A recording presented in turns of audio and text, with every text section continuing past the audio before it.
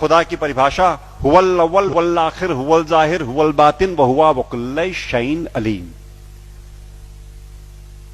हुवल अव्वल, he is the first, there is nothing before him. हुवल अव्वल, हुवल आखिर, उसके बाद कुछ नहीं होगा। वो परवरदिगार वो है जिसके आगे कुछ नहीं होगा, उसके आगे कुछ है नहीं। हुवल जाहिर, जितना दिखता है वो सब वही है। हुवल बातिन, जो हमें दिखता है वही थोड़ी है। चंद्रमा का पिछला हिस्सा नहीं दिखता तो क्या है नहीं? तो जो तुम्हें नहीं दिखता लेकिन है वो भी वही है। हुवल जाहिर हुवल बातिन वहुवा वकुल्ल शैइन अलीम, हर बातों को जानने वाला है वो। और क्या कहते हैं वेद, क्या कहते हैं? शिव सहस्त्र नाम में भगवान शंकर के 1000 नाम हैं। अनाद्यंतः व्यक्ता व्यक्तः बहुश्रुतः। अनाद्यंतः, जिसका आदि नहीं, जिसका अंत नहीं। अनाद्यंतः व्यक्ता व्यक्तः, जो व्यक्त है वो सारा वही, जो अव्यक्त है वो वही। बहुश्रुतः, सर्वज्ञ, सब कुछ जानने वाला। कॉन्शियसनेस का सोर्स है ना वो, इसलिए सब कुछ जानने वाला वही परमात्मा, वही परवरदिगार।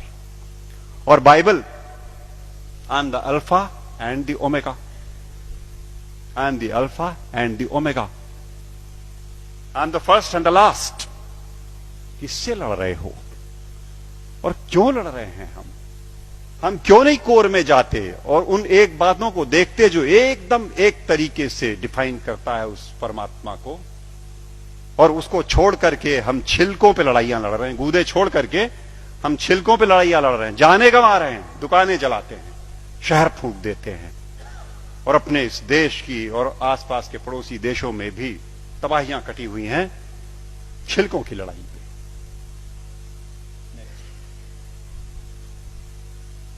सूफी फकीर कहता है अन अल हक, ट्रांसलेटेड इट मीन्स अहम ब्रह्मास्मि, आई एम द सेम। अन अल हक, ये सूफी फकीर बोलते हैं। लेकिन हम हैं कि लड़ने से बाज नहीं आने वाले। हम हैं वो इसे नहीं सुनेंगे, न मानने को तैयार होंगे। वो वही बात होली बाइबल जब कहती है कि I am the way the truth and the life, no one cometh unto the father but by me. But by me means through the soul, जो हमारे अंदर वो ज्योति का पुंज है, उसी के थ्रू रास्ता अंदर जाएगा। एक बात और, वेद कहते हैं न तस्य प्रतिमा अस्ति यस्य नाम महद्यशः, उसकी परवरदिगार की कोई मूर्ति नहीं बन सकती। वेद कहते हैं। निराकार ब्रह्म को जब परिभाषित करते हैं तो कहते हैं न तस्य प्रतिमा अस्ति यस्य नाम महद्यशः। गुरुजी बैठे हुए हैं, कुछ अगर खोट हो तो टोक देंगे। वो जो मूर्ति पूजन गलत नहीं है, अपने हिसाब से उन्होंने कहा वो इनिशियल स्टेजेस में आपके लिए ठीक है, करो आप, भाव आपने वहां प्रतिष्ठा की, आपको परिणाम देगा। लेकिन सच मायने में जो निराकार पर ब्रह्म है उसकी मूर्ति वूर्ति नहीं बननी। तो बातें फिर वही सारी की सारी, जहां एका है वो देखेंगे नहीं, जहां झगड़ा है वहां बैठे हुए हैं, वहां हथियार निकाल लिए हैं। नेक्स्ट, सच बात तो यह है कि आज की दिक्कत यह है कि ये अधर्म जो है ये धर्म के रूप में चला आया है। समस्या ये हो गई, जो नहीं करने लायक बातें हैं उन्हें हम मानते हैं कि ये धार्मिक है। सती प्रथा थी कभी इसी देश में ना, 6 साल की बच्ची का ब्याह कर दिया, उसे शादी पता नहीं, गुड़िया गुड्डी खेलती हुई, और वो बैठी और मिठाई खा करके बीवी बन गई, पत्नी हो गई। और बगल के गांव का लड़का 8 साल का किसी बीमारी में चला गया, अब ये सती हो गई। अब इसे चढ़ा दो किसी ढेर सारे लकड़ी के ढेर पे और लाठियों से पीट के और ढोल ढपाटे मचाते हुए सती कर दो। पागलपन। It was never a prescription of any of the religions that we have. लेकिन वो एक बार धर्म मान लिया लोगों ने तो अपनी बेटियों को जला दिया। दिक्कत तब है जब देश में अधर्म धर्म का लबादा ओढ़ के आता है, लड़ाई लंबी हो जाती है। हम उसे धर्म मानते हैं जो अधर्म है। अभी चल रहा है, मैंने कैंपेन किया जबलपुर में, एंटी क्रैकर कैंपेन। दिवाली पे मर्यादा पुरुषोत्तम भगवान राम के आगमन के नाम पे ये देश, विश्वनाथ जी, 6000 करोड़ रुपए का बारूद अपने आसमान में भरता है। 6,000 करोड़ का बारूद उस देश में जहां दिवाली के दिन करोड़ों के हाथ में एक बताशा नहीं और एक दिया नहीं। अधर्म। जुआ खेलते हैं, शराब पीते हैं, दिवाली में लक्ष्मी जी प्रसन्न हो जाएंगी जुआ खेलने से। What a madness is that. लेकिन चल रहा है।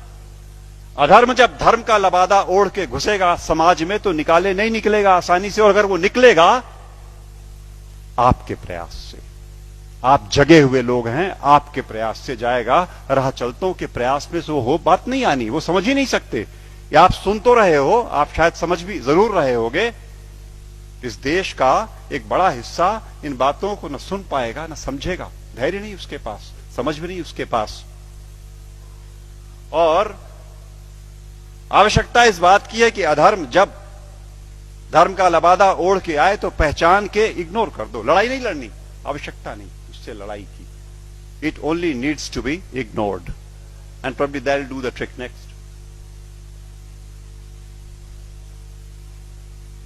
सच बात तो यह है कि हम, जैसा मैं कह रहा था कि हम छिलकों की लड़ाई में लगे हुए हैं, गूदे की ओर ध्यान नहीं दे रहे। और मेरे घर पे मैं शाम को आसपास के मोहल्ले के गरीब बच्चों को पढ़ाता हूं, थोड़े से। उन्हें रोज एक टॉफी एक बच्चे को देता हूं, उनको इनकरेज करने को कि वो आए। और वो अब जाके थमा है कुछ दिनों पहले, वरना रोज का झगड़ा था। एक टॉफी लाल रैपर में, हरे रैपर में, पर्पल रैपर में। वो मुझे लाल चाहिए सर, मुझे हरी वाली चाहिए। लड़ने पे आमादा आपस में। और जिसे हरी मिल गई वो उछलता है, अंदर बिल्कुल एक चीज, लेकिन वो रैपरों की लड़ाई में परेशान। हमारा सारा देश आज इस धार्मिक रैपर की लड़ाई में गुथा हुआ।